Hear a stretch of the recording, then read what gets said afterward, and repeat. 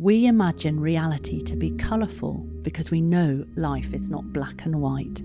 Colour illuminates the path by providing a map of consciousness through energising us so we can experience the unseen world and embody all of who we are becoming. So hello and welcome to the 5th episode of our podcast, Colourful Conversations. And I am really delighted to introduce a dear friend and colleague who's come on today to speak with Kath and I, and that is Amel Murphy. And as is often the way, we connected through a mutual friend who we've both worked with and shared a lot with in the leadership space. So that is part of who Amel is. And like me, she comes from a corporate background. I'm sure she'll tell us more herself in due course. And I'm really excited because it feels like over the last year or so, you've been getting more and more clarity about what you're here to be and do, Amel. And as we were talking earlier, you were mentioning that it's about accompanying people on their journey to their essential true nature and using all the tools that you have brought together over the years.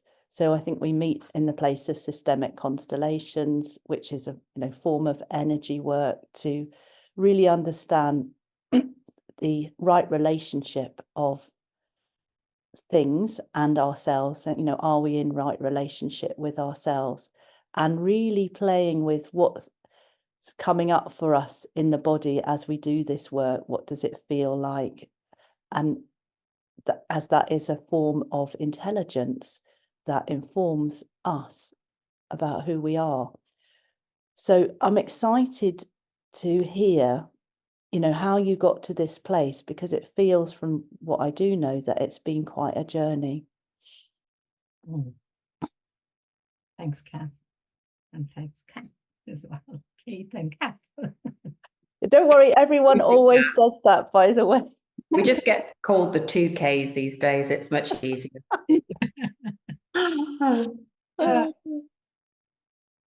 How did I get to where I am today? And I think it's probably my felt sense from a young age that whatever I was told that this is what life about, and this is what you need to be, and this is what you could be and not be, and all wasn't resonating. It was the dissonance in the messaging, because I could sense the freedom and the possibility and the more to me. But on the same time, the things around me were telling me the opposite, were telling me shrink, be small, be invisible. Don't be too cocky. If you're visible, you're too cocky. If you're this, so it's actually, or life is that. Don't expect it to be more than that. What else do you want, Amel? You never satisfy. And I think that desire of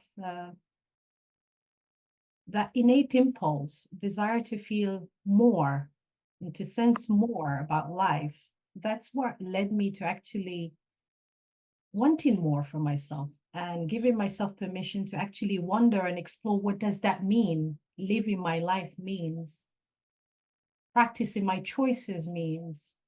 So for me, I felt like I was in search of liberation. I felt like I was born free, yet I wasn't free. I wasn't experiencing that freedom in the way I felt I was meant to. And I think that's what led me to experiment with different things and refine and find what do I mean by freedom? Do I mean by all I want is to experience my joy? Because I used to say that all I want is to experience my joy. And yeah, so it's really a felt sense that what I'm being told is not true. It's not what my life is about. And following that against the odds, and sometimes with the support of others saying, okay, if it's not that, so what is it? Go wonder. And I did wonder. For years, I wonder. And sometimes I wasn't sure if I was in the right track or not. But there was something else that says, keep walking. Just keep doing what you're doing. Keep attending to that voice. And clarity came later. You're talking there, aren't you? I love what you're saying about, the seeker in you was compelled to go and find something that felt more resonant with who you really were, as opposed to what you were settling for. And I mean, we talked before, Kate and I, about, why isn't the world experiencing more joy at the moment? It sounds to me like there were some bumps along the way that enabled you to open up, to want to shift into something else. Do you want to say more about the gifts of those bumps? Oh, yeah. One of the biggest bumps that was a wake-up call, like a kind of a slap that says, you've been asleep for too long. Now wake up and smell the cocoa beans. And that was the experience of depression. Yeah. Having lost sense of joy completely. Yeah. I have no energy to even get up and get out of the house. Okay. No space. Now I cannot, if you put me today in the Bahamas in those moments, say to me, oh, look how beautiful and this and that. All I could see is the sun burning my skin and the green actually invading my space. I couldn't take it in. I could no longer take beauty. And I think that experience of truly dying, that is for me what kind of got me to, I cannot live life like that anymore. Yeah. Was like really, I felt the weight of the life I was living that wasn't mine, and what is the cost of losing the joy, the connection to joy, and be just in connection. And joy in that moment became being in connection with another human being and delight in that. Yeah. Being with another human being at the time was an agony. And that the biggest gift, like having felt what it felt like not to feel anything, not to be in contact and really be touched by things, the cost of that made me realize what was the gift that I have been taking for granted or I have not been attending to that needs my attention. And that was the first kind of reclamation of saying, I want to experience my joy. And in that, my connection, being in connection with. What I love about what you've shared there, Mel, is it speaks to one of the key themes of this year. So when I was doing my, webinar at the beginning of the year, and one of the bottles in our system is called Illumination, and it looks black. It's actually a deep magenta, which is a bit of the joke, really, because it's reminding us that even in the darkest moments, there is always love. And there's always light somewhere. We have to find it for ourselves, really. And so this is quite an interesting year energetically, because for some, they will experience the full energy of the love, money, and creativity. And yet to get to that place, we have to go through the death of the self for it to be reborn, which is what the bottle, the illumination bottle, is really speaking to, like the phoenix, and that arises more beautiful than ever before. And yet that's, in many respects, I suppose it's like, we talk about the death of the ego. It's the hardest thing for all of us to do, because while we go through that process, it's still clinging on, still trying to be in charge, and doesn't want to let go. And yet once one can get to that place, the sublimation of the ego, and work more and more increasingly from the higher self, the more joy, the more freedom that's real. And it kind of links to another aspect of everything that you're saying for me, which is that all we're here to do is to do the work on ourselves. I think Ram Dass said that originally. And it's that whole deprogramming piece. but as we attend to that, other things will start showing up in our reality because our energy has shifted, and so it attracts, more in.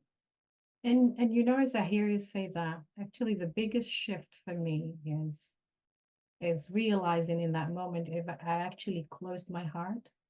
Mm. So I had no more access to my heart. My heart was dying. That's what happened. My depression, my heart died. I could no longer feel anything. And I had to grieve that.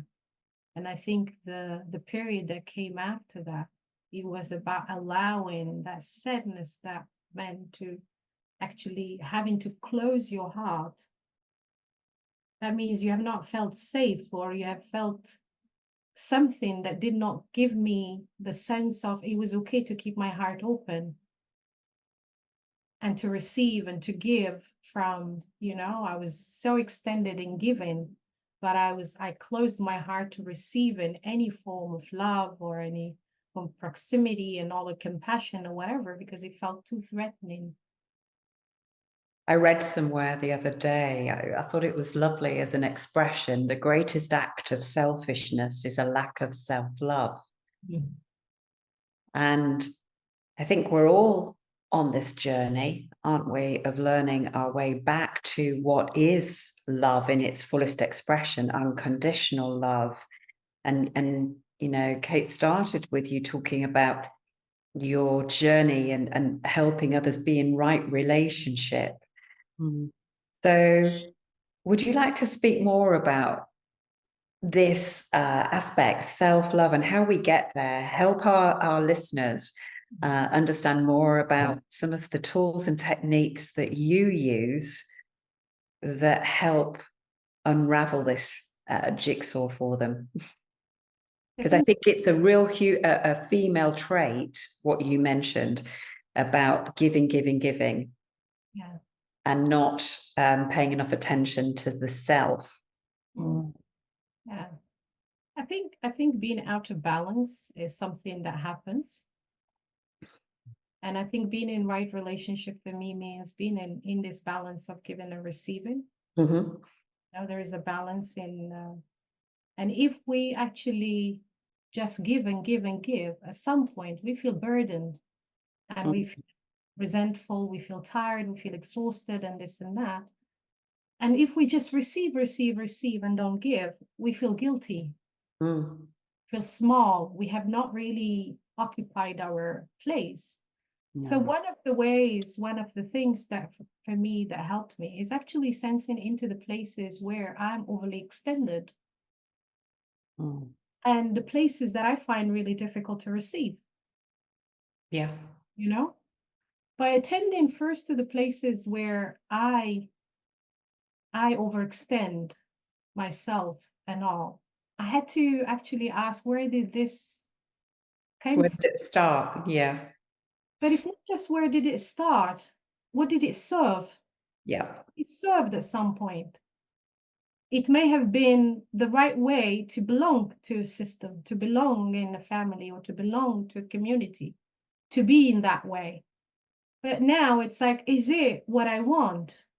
But this is not actually a cognitive exercise. There's a lot of, for me, it's about feeling what it felt in the moment of like, if I did not extend myself, especially some instincts where for some people, like it's really life-threatening if they don't do as they're told. So you can't just say to them, oh, now you're no longer there, just, you're in a new place and all. The body has an imprint of what it felt like in the moment, the first time where you felt like you were not at a choice. Because the places where we overextend and all, where we don't feel safe, we have overextended ourselves, is places where we learned not to be a choice. Yeah. And not a choice, you cannot experience your freedom.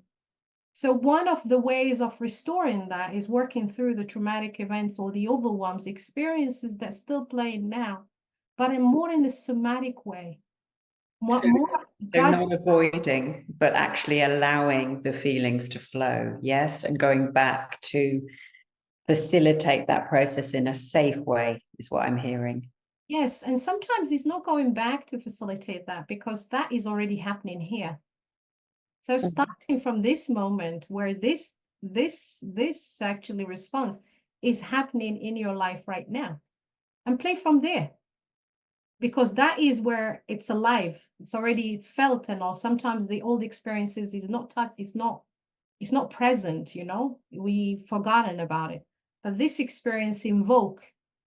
So it helps us actually restore. And for me, it's bringing people back into from the point of that stuckness where the energy to this moment. Yeah. Helping them come back into this moment through the body by processing slowly. And the body, what I realize as well, is like the soul, or the soma has a different rhythm. You may want to go and you may think you're ready, you may think, that's it, I had enough and all. But the body has a different stance. It may feel, no, I am not ready to actually open it all up. I can take it, but slowly. You need to create capacity for me. I like what you're saying there, because interestingly, I've been working with coral this week, which of course is a real body phenomenon, body wisdom. That's what the coral ray is teaching, and how we can be embodied in the body. So that absolutely speaks to me around us needing to do that work that puts us in that place of expansion. So you were talking really about this paradox you were holding, because at one point in your life, you needed the sense of belonging and connection to a family unit or a system. Everybody does. And then, but the larger part of you needed freedom and liberation, and, you know, holding those two aspects together and sort of working with that through the neurology, and then allowing the body to receive that. It's a bit of a mind fuck, let alone a body distress, isn't it? Oh. But it's interesting when you lean in towards that, when you listen through that, you find that it's actually quite, the line is very clear. I will belong, but I belong as me in that system. And that's what I became. Like, you know, it's like, what is mine, and I'll retain it and I'll keep it and I'll deal with it myself. What is not mine, I'll give it back with love. Right. Yeah. What it belongs. Yeah. I can move on feeling unburdened by the weights that I may have carried that are not mine. So you'd actually, so what you're saying there is fabulous, because what I'm hearing is, in that time period of extending and overgiving, you were actually receiving, but receiving not what you needed, receiving in the negative, because you were taking things on for other people and it was not your stuff to take. Yeah. Yeah. And that's what happens, because life wants life. Yeah. So for things to move, like, you know, when there is an imbalance in any system, we compensate in order for things to continue working, functioning. Yeah. And at some point, I think one of the biggest gifts as well, you can call it a tool, you can call it whatever you want, but the pause, pressing the pause button, coming into right relationship with the rest, actually resting and pausing with the intent to attend that to things that have not been given space, you know, and they are at your doorsteps. Like, you know, something that been over the years, I got to recognize something that comes to my doorsteps and say, hear me. Now, in the past, I used to say, would you just walk away? I just want some peace now. I just No time for this. Yes, I just want to relax. I don't want to process anymore. I had enough. I'm overly processed now. And yet now when that dis-ease comes, because it's a form of dis-ease, it's like a disease, a dis-ease. It comes and it's telling me that I'm actually ready for it. Because if I didn't have capacity, it wouldn't show up. It doesn't mean that I will work with it and I'll resolve it. But part of it, there is something that could be entangled. Something like it's like a stack of water, like you have water that got stuck in the stream, and now you just dig a bit so that it comes back, the water comes back into the river, and And so that's what you do. Like, you open up, you create the pathway to whatever amount of water, whatever amount of flow that wants to come back into natural flow. It may not be the whole narrative or the whole energy that had been stuck to be released, but slowly attending. So for me, it's also like I've noticed how I now lean in towards some like painful experiences or the heaviness I may feel and all. And I invite also my client, when I sit with my client and I could see and sense and feel it, and I bring it into the room, but with support, because I've seen through my journey what helped me actually move through the phase of is my connection. My own family is the one that supported me through this. And what it is within family, it's the love that I've always received. But I've actually closed my heart towards it because I was so angry. And I've taken them, I clubbed them with the anger I was carrying towards the outside, forgetting they're actually my source of knowing and they're my source of love and joy. So I had to kind of come back and resource myself from that. For my body to receive my mom's caring and pampering. So I went away. I left my family. I only took the dogs, funny enough. They're the best therapists, by the way. And I crossed the continent and I stayed at my parents' house for 4 months. Did nothing but being cared for. That was for the first time since my adulthood, I allowed someone to care for me, truly care for me. And I could drop and I could pee myself. And my mom was so helpful because she would go to tell people, listen, Amel is a little bit mad at the moment. So if she says something, just forget about it. Don't take it personally. And I tell you one thing, by her saying that, she gave me permission to tell people what I really, truly believed and thought of them. And stuff that I couldn't say in my sanity kind of thing. And it was so freeing. It was so free. I wasn't rude. I was actually reclaiming my boundary and saying, no, this is not okay. You believe that, and I respect that, but that's not mine to. You deal with it. You want to raise your children in that way, that's your problem. But do not try to impose it on me. So it was actually, I was reclaiming. It was the biggest gift that my mom gave me.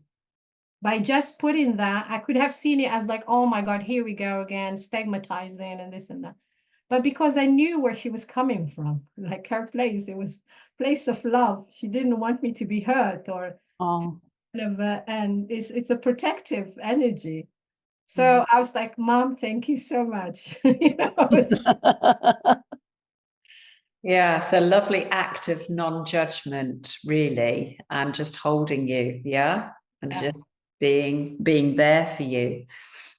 And also, like, the other thing I feel like permission, giving permission, learning to give oneself permission. I had to learn to give myself permission to actually be a bitch. Yeah. And to be, to piss someone off. I used to piss people off and get very cross with myself. I used to say I lost my grace. And I still believe in occasion I did lose my grace because the way I said it is because I did not care about the relationship. Where the difference now, I'll speak my truth because the relationship matters. That's why I speak. But before, I'll just get angry, like, I'll just, because the relationship, I was not relational. I did not care. I was ready to walk away. I've already walked away, So it's these shifts actually happened through kind of try and error, and also embodying, noticing what really got me out of balance. Tension, what takes me out of balance. And the places where I still continued not feeling safe. and paying to the clues of what is my body picking up in that moment. And actually giving myself permission to say, do you need to walk away right now? And walk away and say, by the way, I think it's about time to close this conversation. Can we? Giving myself permission to take myself out of this rather than sitting there like what's named shaking inside. I found it like that is self-abuse. Yes. Sitting holding there. No, let me complete what my body wants to do in this moment, because that's more honoring. And then let me come back to you and stay in connection with you. I'm really curious to ask you, Mm. since you've come the other side of this journey, I mean, you talked about flow earlier. Have you found that your creativity and that resourcefulness inside of you has opened up as a result of that letting go and coming into right relationship? Oh, yeah. By coming each time that I reclaim that right relationship with aspects of myself and my connection to the world, I feel an aspect of me gets clarified. Mm. There is lightness, there is more, I'm more available. And whatever my client brings now, it's like, you can tell me whatever you want. You would not shake me. You would not frighten me, kind of thing. I can sit with you in whatever you're holding. It would not frighten me. And I wouldn't dare think that you're broken and you need to be fixed, or I'm here to save you. No, no, no, no. I'll hold you in your own dignity, like I hold myself in my own dignity. And I think that's where the creativity kind of creativity for me is a sense of delight in being in a room, being in connection, being with someone, delighting in whatever they bring. I'm delighting in being in that relationship or in that connection. And then I'm more present. That's what it is. Creativity for me is tap into the present moment, and what is it telling me? Like, as I sit with someone, and what is it telling me? And responding from there. And if it resonate, doesn't resonate, that's fine. But I'm always in connection. Always in dialogue with myself and the other person. So I do not lose that. The creativity has become, it's like the cocoon in which we're playing, or the hammock in which we're moving with, or that's the, yeah. So I know, oh, sorry. Go ahead. No, I was going to say, I know that over the last 15 months or so, you've sort of dabbled a little bit with colour. And I wondered if you could share how you see colour fitting into your knowingness and experience. And I appreciate, obviously, you've coming at it from a different perspective to how we do, but actually that's the point of interest, really, I think, for me. So for me, with color, it's interesting how, like, the felt sense, because embodiment is all about tending to the felt sense, what's present in the moment. And, color is like music. You listen to a piece of music, you can say the music is outside of me, but the body is receiving it, and it's something is happening inside you if you pay attention to. And I think the color is the same thing. Because the color is the eyes, let's say it's my eyes that picks it up. And what we know about the nervous system and all, the eyes are in direct contact with the activation.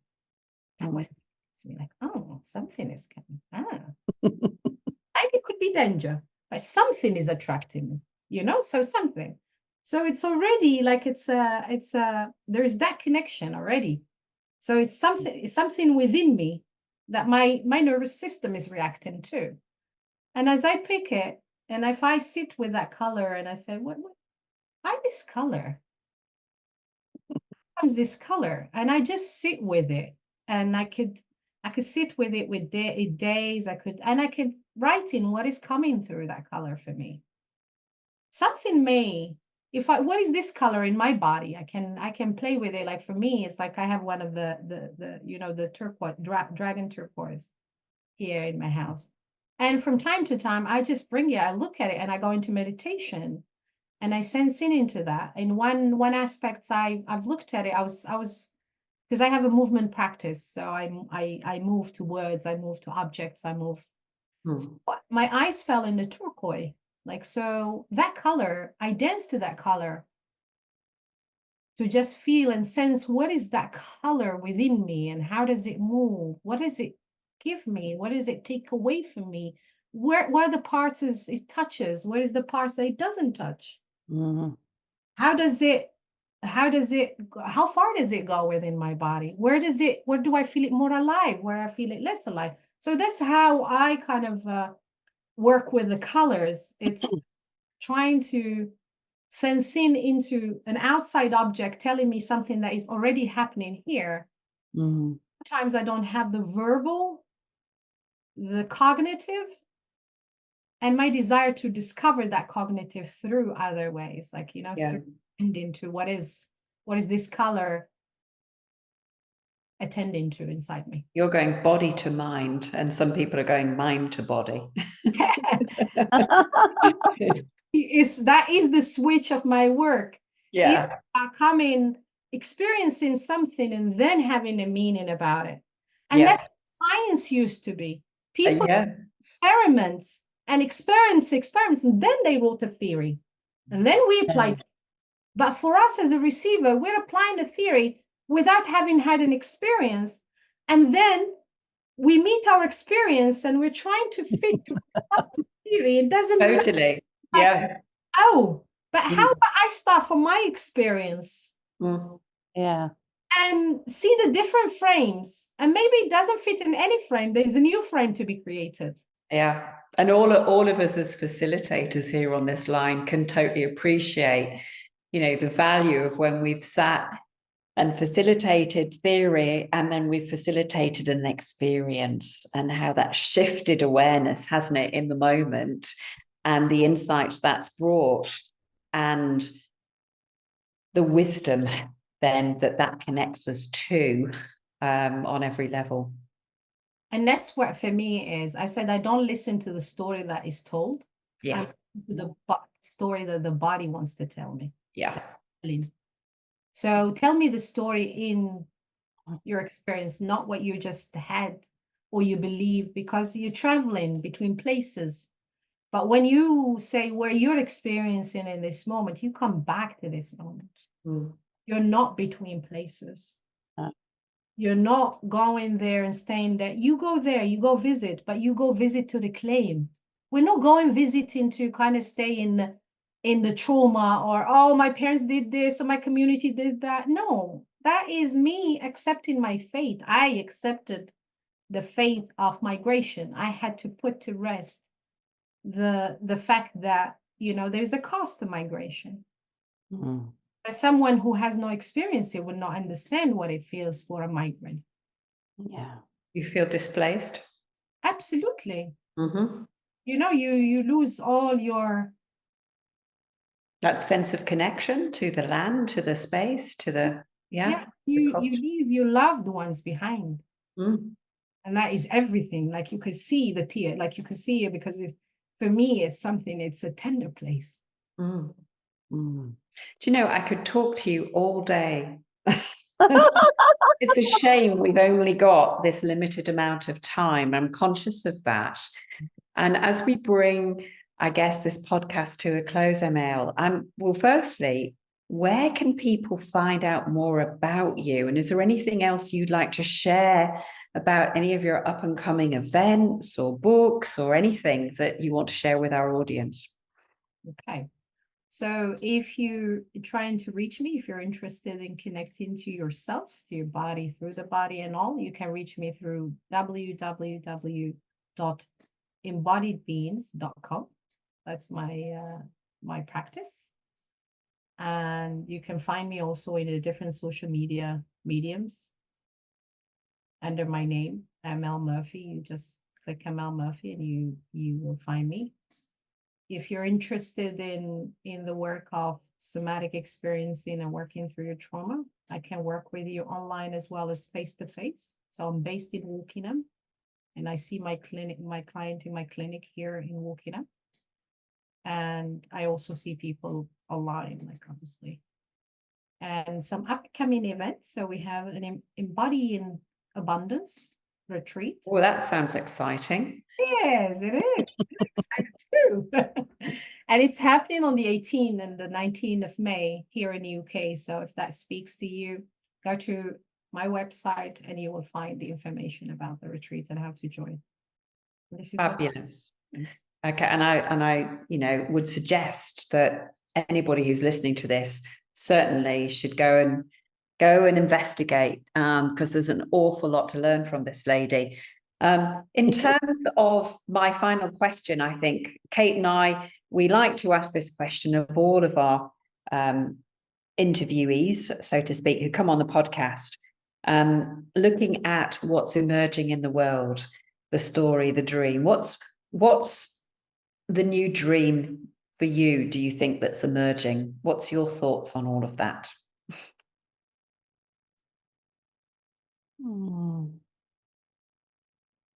Yeah. So the dream that is emerging for me right now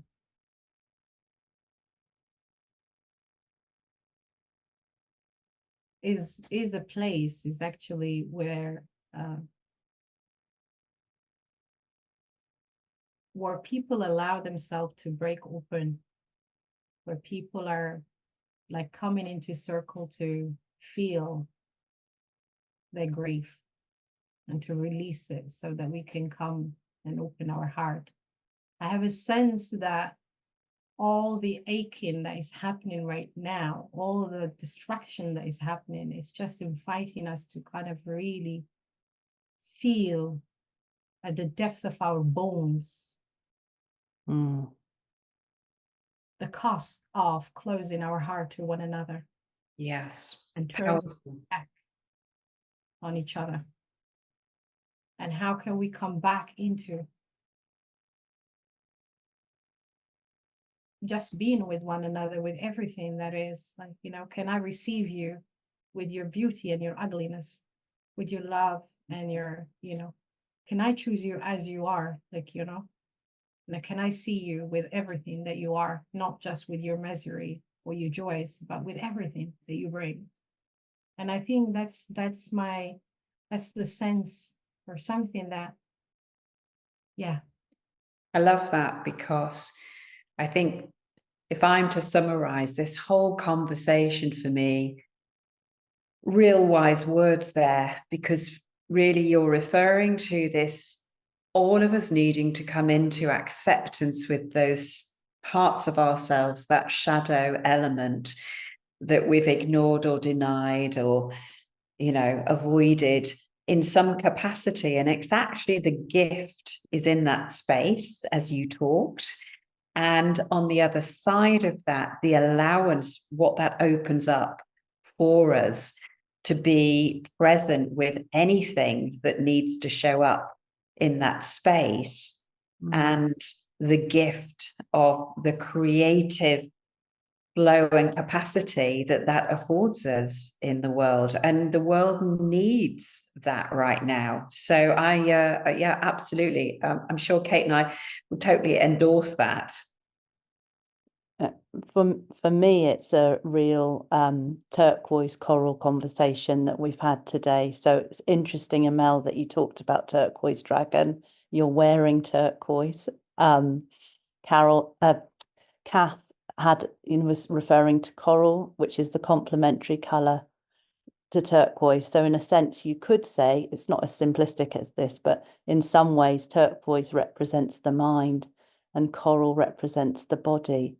And that's the marriage, because we need both aspects to, really truly live. So it's been absolutely fascinating, hasn't it? Yeah, thank you so much. And well, we wish you well, of course. Thank you. Same here. Magic happens in any given moment. All it takes is us to be aware and present and open to what wants to unfold. Our intention is always to enable you to see more, perceive more, and be more.